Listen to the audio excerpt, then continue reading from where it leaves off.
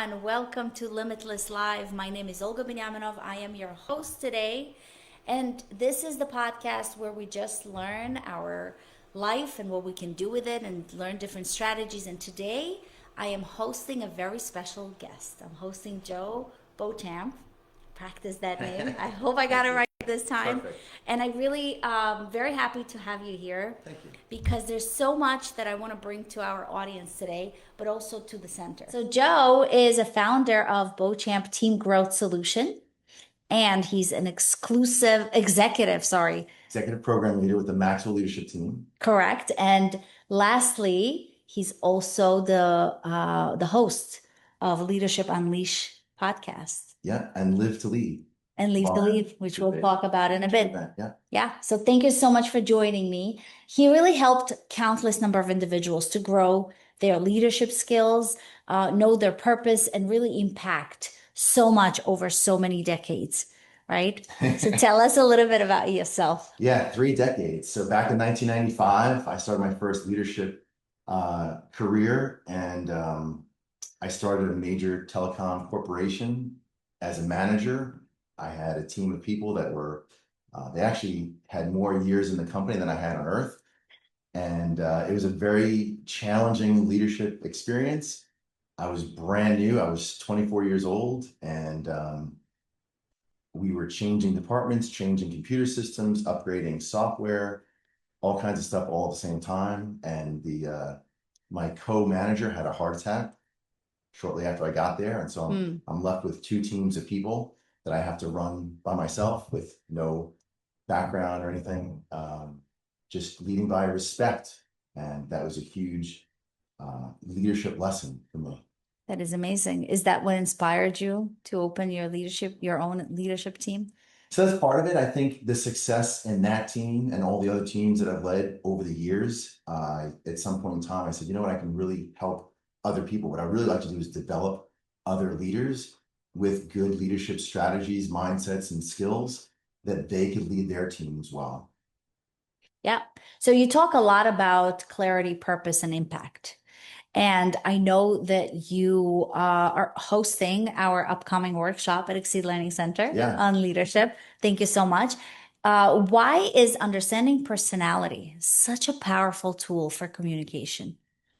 So let's rewind time all the way back to about 2,500 years ago with Hippocrates. And so he was one of the early people. There's other people that wrote about it as well, but he categorized 4 different personality types. He called them choleric, sanguine, phlegmatic, and melancholy. So rewind about 100 years ago when scientists started actually researching this to see is there any scientific validity to the 4 different personality types, and the DISC system was created. So D, I, S, and C stand for the 4 different personality types. Everybody has all 4 personality types. We have dominant ones. We have our regular go-to. It affects how we act, our strengths and weaknesses, and it also affects how we communicate outwardly, and how we like to receive communication in order to feel comfortable. So as a leader, it's important to understand our own personality types and the personality types of the people on our team so we can know how to lead them better, right? So I used to say, I still say it, teaching is easy. Getting people to learn is very difficult, right? You know this yourself. Yes, I do. I can stand in front of a room of people and I can express myself all I want and they might not get any of it. Yeah. Just like if they spoke a different language. If I don't understand their DISC personality type, I'm going to communicate in my natural, normal personality type. And if they have a different personality type, they're not going to get it. And often this frustrates leaders because the leaders think, hey, I said it, why don't they do it? I did it, why don't they follow? Why, I pay them a salary, why don't they just do their job? And part of that issue is enhancing that communication based around the personality type of our audience, understanding our own personality type, understanding their personality types, and understanding how to communicate better related to their needs and how they interpret communication. That is amazing because I think understanding yourself is step number 1. And I came across DISC when I attended your seminar a little while ago, which was just phenomenal to really finally know what my personality type is. But I think it's more important to know, they call it, your opponent or the person that you are speaking with, audience, whatever that might be, because that's how you're able to speak their language, speak to them. And so, from your experience, how do personality differences impact the team dynamic and the performance? So one of the things that we encounter regularly is people are generally judgmental, and we say, maybe not as boldly, but we'll say, why can't so and so just be more like me? Right. You know, why can't my team just have this skill set? Why can't they do these things? Right. And what I really want, I want you to have all of your great qualities, and I also want you to have all my great qualities, which is of course an unrealistic expectation Right. to put on other people. It's an unrealistic expectation to put on ourselves. But without the awareness of the disc personality types, we tend to think that way. How come this team member can't do this? I'm good at this. Why can't they do this? Right.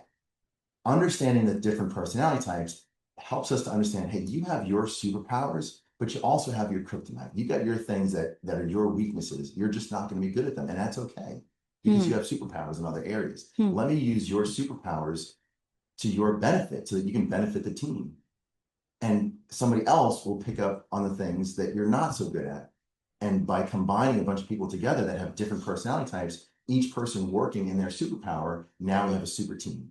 Right.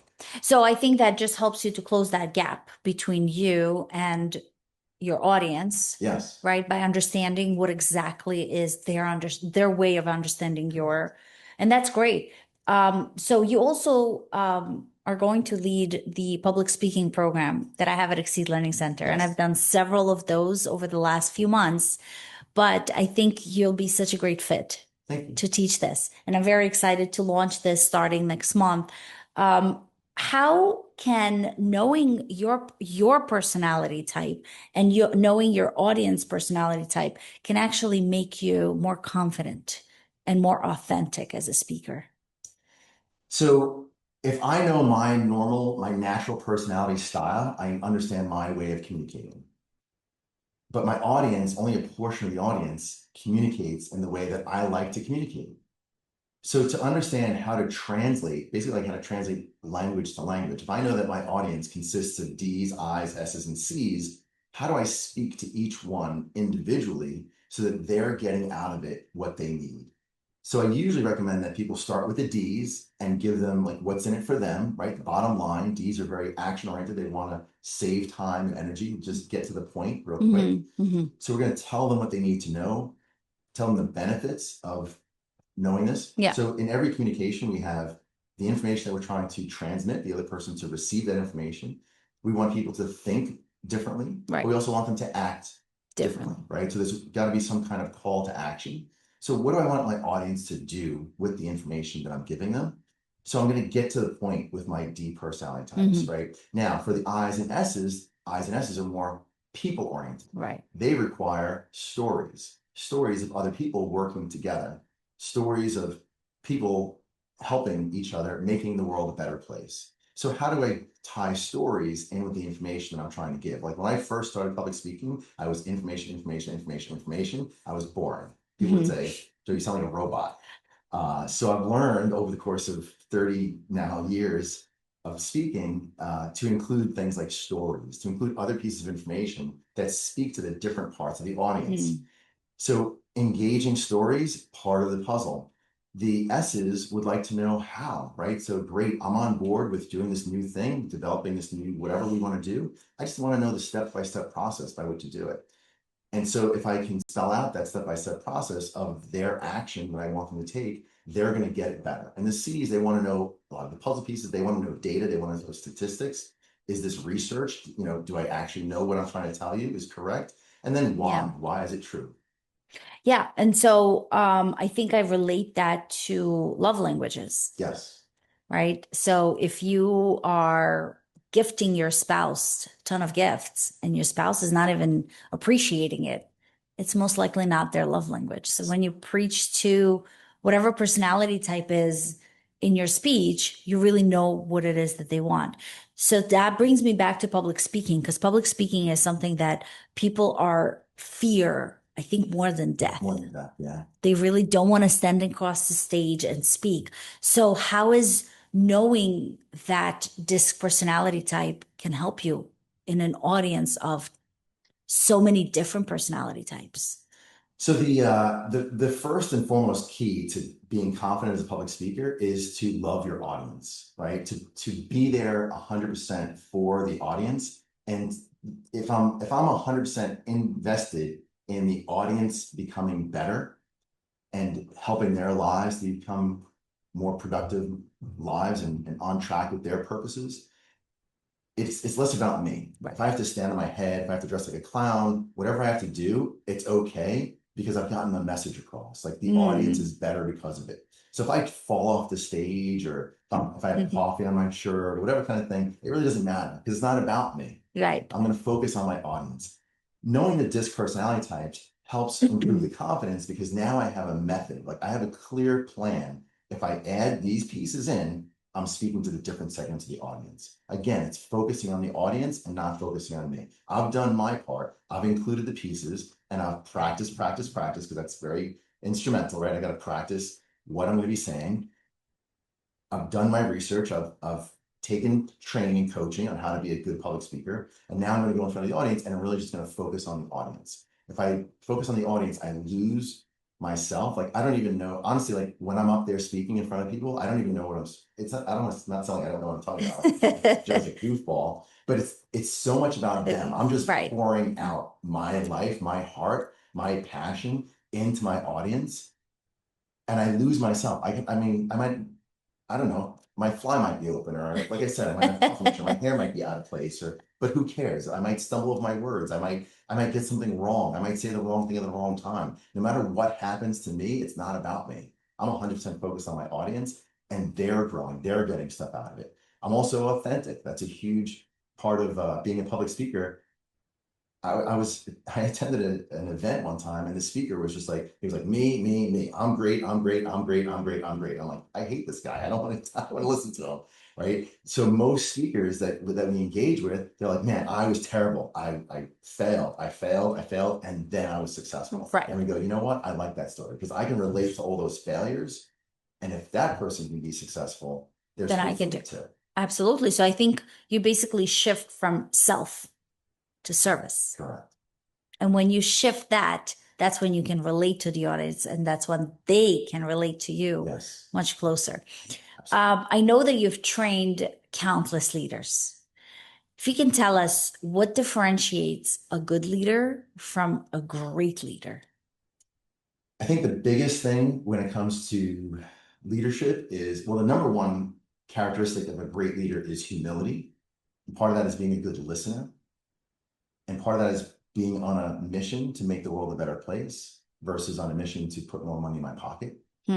As long as I'm on a mission to make the world a better place, including my team and my audience, my customers, or whoever I'm working for, whoever I'm trying to serve, if I really have a servant leadership mindset, that's going to help me to be a great leader. If I take the time to understand the personality types of my audience and the personality types of my team, I take the time to invest in personal growth. I think that's huge. That's been the biggest life transforming part of my life was being addicted to personal growth. Every time I'm in the car, I'm listening to audiobooks. My spare time, I can't tell you to drop my phone in the shower by listening to audiobooks while I'm in the shower. Should have gotten a Bluetooth shower speaker, but I didn't. But anyway, so using my time to continually grow and develop has been a real life changer for me. And I really think that that's key in good leadership, that continuous sharpening of leadership skills. Yeah, and great communicators as well. Yeah, the number one cited problem in every industry, in every company, everyone, everywhere, the number one cited problem, and I shouldn't say every, but almost everything, almost everywhere is communication. Right. Yes, absolutely. So one of the things you mentioned is continuous growth, continuous development. One of the things that every leader, every communicator has to develop is emotional intelligence. Absolutely. How do you tie emotional intelligence into all that? Yeah, so emotional intelligence is critical. I call it emotional fitness because I want people to get the idea that if I practice, I'll be better. And if I don't practice, it's the same as physical fitness. If I'm not exercising on a regular basis, I lose whatever I have. Yeah. So just as though if I wanted to become better physically fit, I could get a trainer, I could exercise, I could eat healthy, I could stop doing things that are harmful to my body. Emotional fitness requires a lot of those same steps, right? So maybe I need to get somebody to coach me on emotional fitness. Right. There's strategies, there's books, there's tons of audiobooks on emotional intelligence, like I said, I call it emotional fitness, but you can listen to books on emotions and how to manage your own emotions, mindset, trauma. Everyone's dealing with some kind of trauma. Yeah. So, and then there's strategies to implement. If I implement those strategies on a day-to-day basis, if I'm mindful of it and I implement those good strategies, I'll have better emotional fitness. Just to break down what I would consider to be, I call 4 parts of emotional fitness. So half of emotional fitness is ourselves, half of that is awareness, and half of that is strategies to manage our own emotions. Then the other half of emotional fitness is other people, right? Yeah. Because the world isn't all about me. Yeah. There's 8 billion people in the world, and there's only one me. There's 8 billion other people. So I really should be focusing on how my interactions with other people around me. Right. So the awareness of other people's emotions, and then strategies to help other people to manage their emotions, right? So Yeah. relationship skills. And empathy. For Empathy sure. is huge. Empathy is Absolutely. huge and to be empathic listener or empathy in you, you can Right. become such a great speaker and leader. And that goes back to the humility part, Yeah. right? So if I value you as a person, that's part of humility, right? So if I value myself more than I value you, that's prideful or that's selfish, Yeah. right? I'm more important than you. But if I say, hey, you know, you're more important, or you're at least just as important as Just I am, as important. you know, and there's tons of other people in the world, they're important too, right? So if I can value other people, I can be more empathetic with them. I can be more compassionate, it's more humility, and that creates better leadership, better communication. Yeah. Well, throughout your leadership progress journey, yeah, what is some very unique skill that you learned that might have shifted the way that you lead now? I think the emotional fitness is really the huge part of that, which actually just came out of tragedy in my own life, losing my son. Not to go too much into detail on that here, but there was a tragic event in my life, and that really spun me emotionally into a very crushed state. And the strategies to dig myself out of that helped me to understand that I really didn't have a lot of emotional fitness before I even lost my son. Yeah. And then it helped me to see the world in a completely different way, helped me to be a lot more compassionate on other people, and helped me to be a lot more at peace in myself. So I see that this is such a huge need in everyone everywhere. And as I help people to develop these emotional fitness skills and to practice them and to put them into practice in their leadership, family, etc., their workplaces become healthier, their morale goes up, their productivity, their teams go up, their sales go up. And I've even gotten reports back from people saying, you know, their family relationships are better because of the stuff that we've done at work. Right. This is so important. And I remember you sharing about your son. So we're not going to go into details, but I'm so happy that this is the pivot point for you to be able to work on your emotional intelligence for your leadership skill. So that's amazing. I also know that you're hosting Live to Lead here on Long Island, which is amazing. Yes. Tell us a little bit more about this. Thank you. Yeah. So Live to Lead is a Maxwell Leadership brand. I'm a Maxwell Leadership certified executive program leader, trainer, speaker, coach. Maxwell Leadership is the largest leadership development, training, coaching company in the world. So Live to Lead brings together some world-class speakers, and we can host Live to Lead events where we can rebroadcast some of their speakers and also have some live speakers as well. So it'll be myself and some other live speakers at the event. That's amazing. As well as John Maxwell would be not there live in person, but pre-recorded.